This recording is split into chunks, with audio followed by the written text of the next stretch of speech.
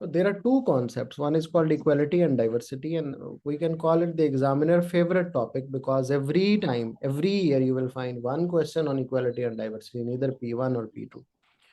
तो अभी हम पास पेपर्स भी जब कर रहे होंगे तो यू विल रियलाइज इक्वालिटी और डाइवर्सिटी के काफी क्वेश्चन हमसे टेस्ट होते हैं. If we talk about the equality, तो equality is the name of the breaking down the barriers.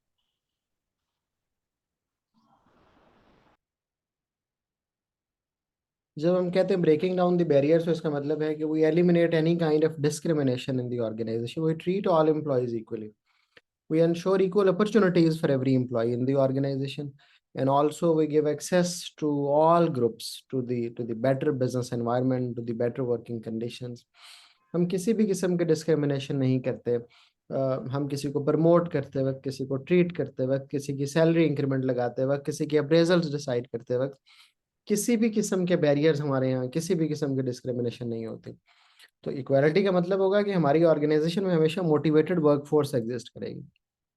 इससे बहुत रिलेटेड एक कॉन्सेप्ट है जिसको हम डाइवर्सिटी कहते हैं. Diversity is the name of accepting and celebrating the differences.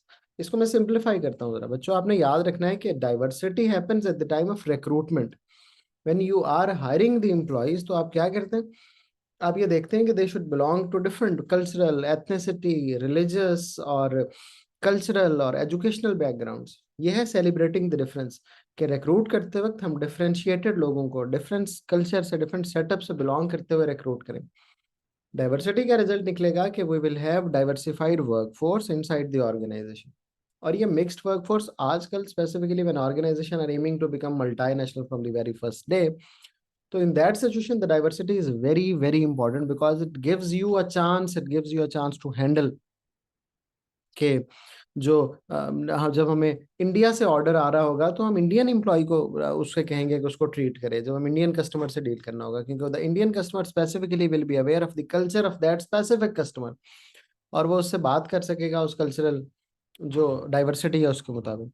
तो remember, diversity at the time of recruitment है कि when we will hire the people तो will recruit them from different ethnic cultural background.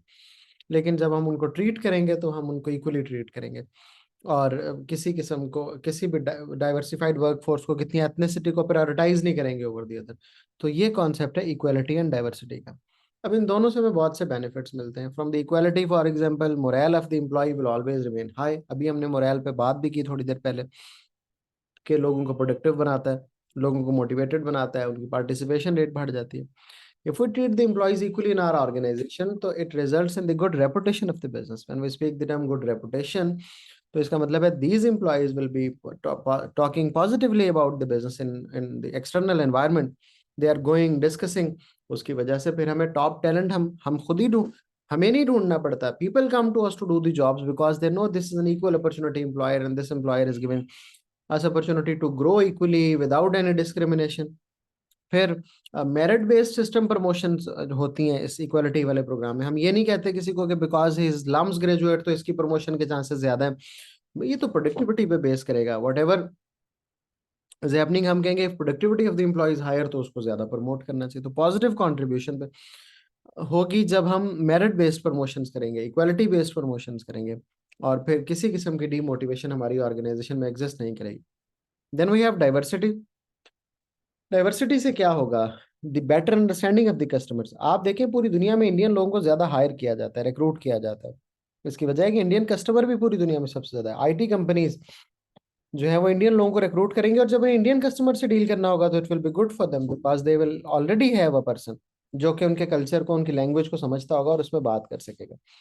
And I have personally experienced it while working with the organisations के organisations prefer करती हैं diversified workforce रखना.